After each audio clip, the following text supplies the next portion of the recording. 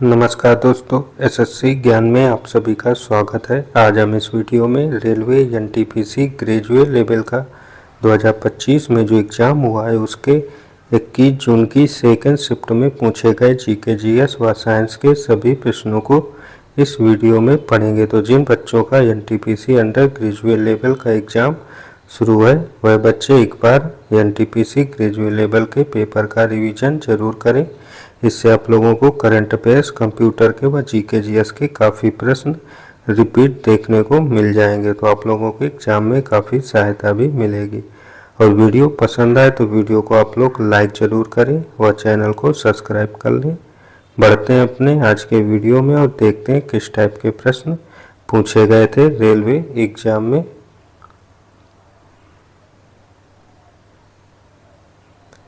Math, reasoning और GK GS के प्रश्न सारे मिक्सअप में।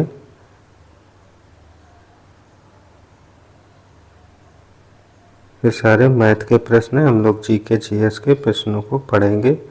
पहला प्रश्न, निम्न में से कौन सा वह खनिज आधारित उद्योग है जो अयस्क या अन्य खनिजों का कच्चे माल के रूप में उपयोग करता है? तो आंसर हो जाएगा लोहा और इस्पात करते हैं। तो ऑप्शन थर्ड इसका राइट आंसर होगा।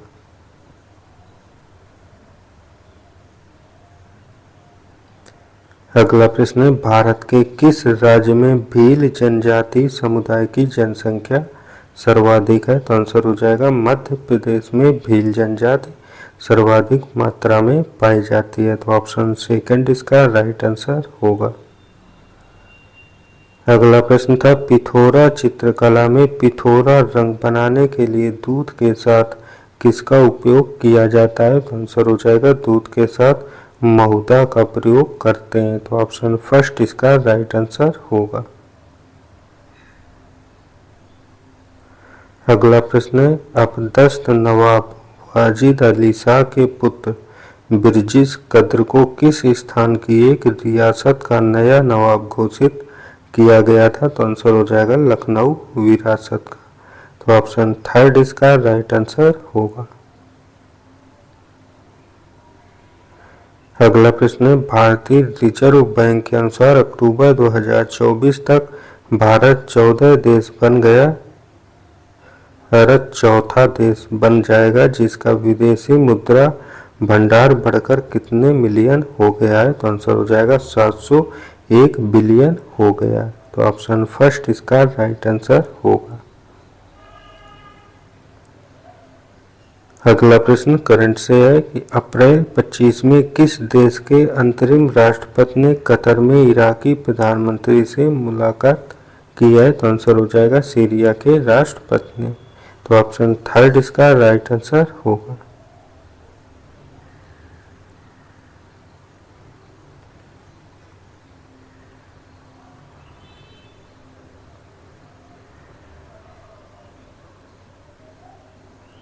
अगला प्रश्न है,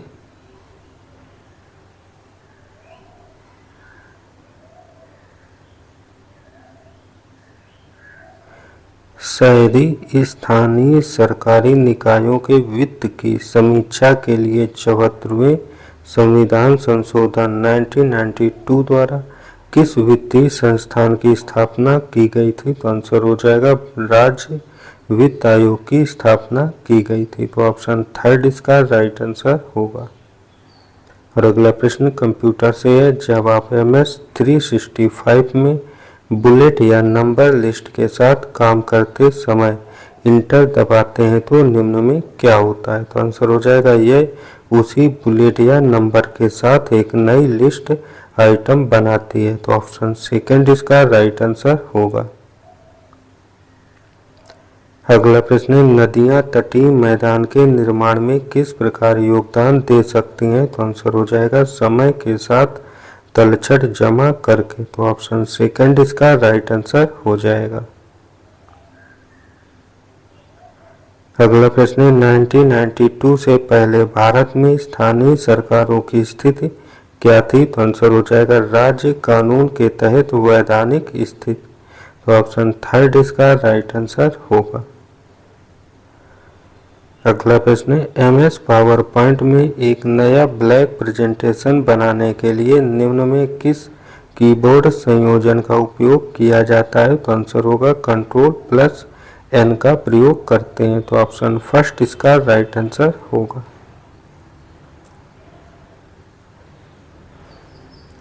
अगला प्रश्न, विधायिका के प्रति जवाबदेही के संबंध में भारतीय प्रधानमंत्री और अमेरिकी राष्ट्रपति के बीच मुख्य अंतर क्या है? तो आंसर होगा अमेरिकी राष्ट्रपति और उनका मंत्रिमंडल संसद के सदस्य नहीं होते, जबकि भारतीय प्रधानमंत्री और उनके मंत्रियों के संसद का हिस्सा होना अनिवार्य है।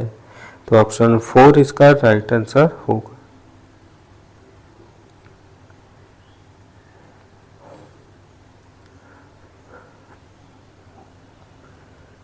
अगला प्रश्न है, प्रधानमंत्री नरेंद्र मोदी ने मार्च 25 में गुजरात में लखपत दीदी योजना के लाभार्थियों से बातचीत की। निम्न में से कौन से कथन सही हैं? तो पहला है, इस योजना का उद्देश्य SHG सदस्यों को कृषि मौसम या व्यावसायिक चक्रों के दौरान कम से कम 1 लाख की वार्षिक घरेलू आय अर्जित करने में सक्षम बनाकर महिलाओं को सशक्त बनाना है। तो पहला सत्य है।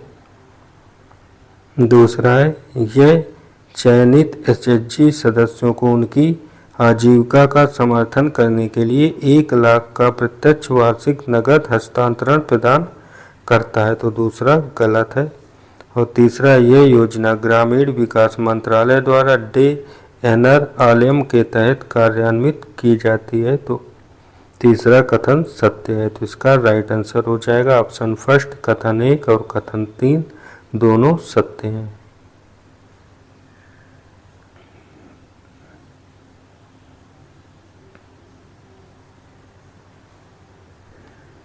अगला प्रश्न, कौन सा स्थल अपनी विस्तृत गोदी संरचना के लिए जाना जाता है? तो आंसर हो जाएगा लोथल अपनी गोदी संरचना के लिए जाना जाता है। तो ऑप्शन थर्ड इसका राइट आंसर होगा।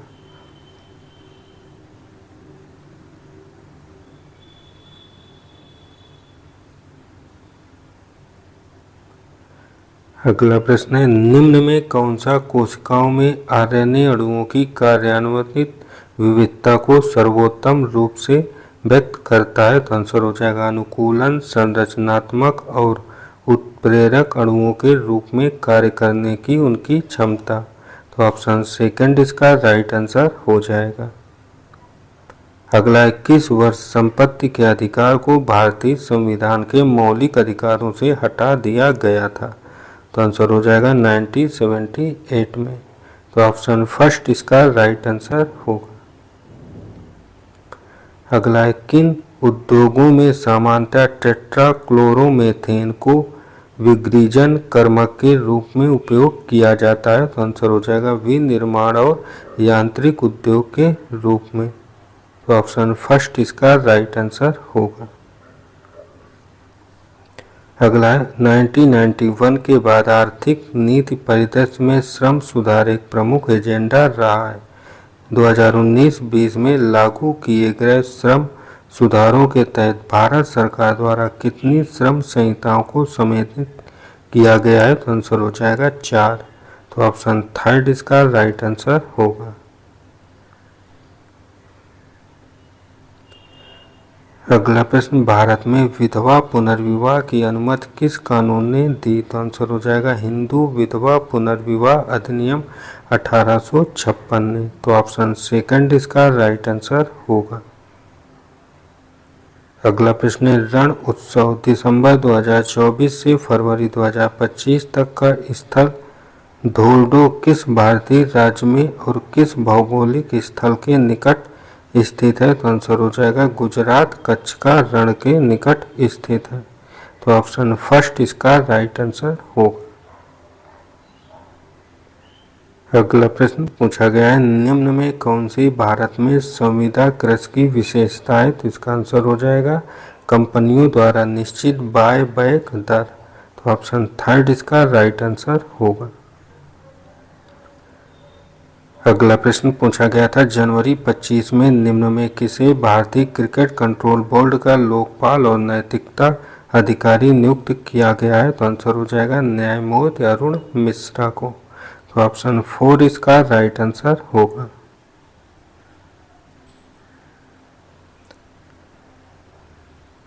अगला प्रश्न, 8 अप्रैल 2025 को हिमालयी उच्च ऊंचाई वायुमंडलीय एवं जलवायु अनुसंधान केंद्र का उद्घाटन किस जिले में किया गया? तो आंसर हो जाएगा उधमपुर में किया गया। तो ऑप्शन सेकंड इसका राइट आंसर होगा। अगला प्रश्न कंप्यूटर से है, निम्न में कौन सा MS पावर पॉइंट फीचर प्रत्येक स्लाइड के लिए समय रिकॉर्ड करने और स्लाइड शो के दौरान किसी भी नरेशन या लेजर पॉइंटर संचलन को स्वचालित रूप से रिप्ले करने की सुविधा देता है? तो आंसर हो जाएगा रिकॉर्ड स्लाइड शो। तो ऑप्शन थर्ड इसका राइट आंसर होगा।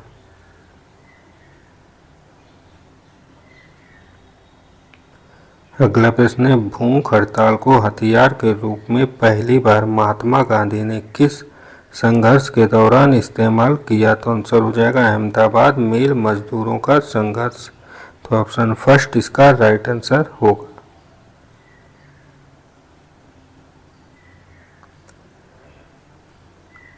अगला प्रश्न है, भारतीय संविधान में वर्णित मौलिक अधिकारों के संबंध में निम्न में कौन सा कथन गलत है? तो आंसर होगा ये निरपेक्ष है। तो ऑप्शन 4 इसका राइट आंसर हो जाएगा। अगला प्रश्न, MS पावर पॉइंट का मुख्य कार्य क्या है? तो आंसर हो जाएगा स्लाइड शो बनाना और प्रस्तुत करना। तो ऑप्शन थर्ड इसका राइट आंसर होगा। अगला प्रश्न, जनवरी 25 में किसे सेव की HRMN99 किस्म विकसित करने के लिए पद्मश्री से सम्मानित किया गया? तो आंसर हो जाएगा हरिमंत शर्मा को। तो ऑप्शन सेकंड इसका राइट आंसर होगा। अगला प्रश्न है, जनवरी 25 में 18वें प्रवासी भारतीय दिवस सम्मेलन की मेजबानी किस शहर ने की? तो आंसर हो जाएगा भुवनेश्वर ने किया है। तो ऑप्शन फर्स्ट इसका राइट आंसर होगा। अगला, ब्राजील में 2024 G20 शिखर सम्मेलन का विषय क्या था? तो इसका आंसर हो जाएगा एक न्याय संगत विश्व एवं एक संधारणीय ग्रह का निर्माण करना। तो ऑप्शन 4 इसका राइट आंसर होगा।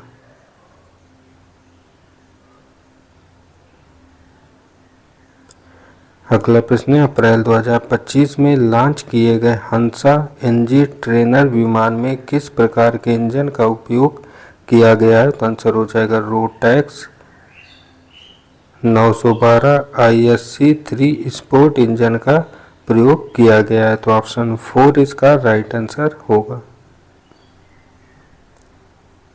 अगला, भारत सरकार ने आत्मनिर्भर भारत अभियान किस वर्ष शुरू किया? तो आंसर हो जाएगा 2020 में आत्मनिर्भर भारत अभियान की शुरुआत की गई। तो ऑप्शन थर्ड इसका राइट आंसर होगा।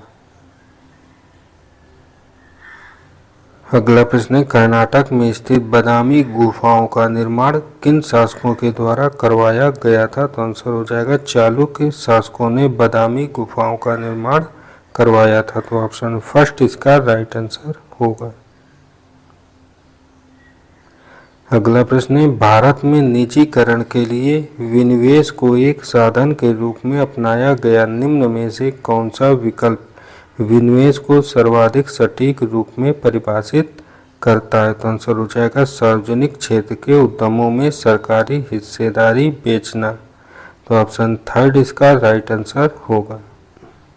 अगला, UNEP उत्सर्जन अंतराल रिपोर्ट 24 के अनुसार यदि वर्तमान नीतियां जारी रहीं तो सदी के अंत तक अनुमानित वैश्विक तापमान वृद्धि कितनी होगी? तो आंसर हो जाएगा 3.1%। तो ऑप्शन सेकंड इसका राइट आंसर होगा। अगला प्रश्न था कोरोमंडल तट भारत के किस भाग में स्थित है? तो आंसर हो जाएगा यह दक्षिण पूर्वी तट में स्थित है। तो ऑप्शन 4 इसका राइट आंसर हो जाएगा। और यह प्रश्न अंडर ग्रेजुएट लेवल एग्जाम जो स्टार्ट है उसमें रिपीट हुआ है। अगला प्रश्न कॉपी किए गए कंटेंट को पेस्ट करने के लिए आमतौर पर किस कीबोर्ड शॉर्टकट का उपयोग किया जाता है? तो आंसर हो जाएगा Ctrl+V का प्रयोग पेस्ट करने के लिए करते हैं। और यह प्रश्न भी अंडर ग्रेजुएट एनटीपीसी एग्जाम में रिपीट हो चुका है।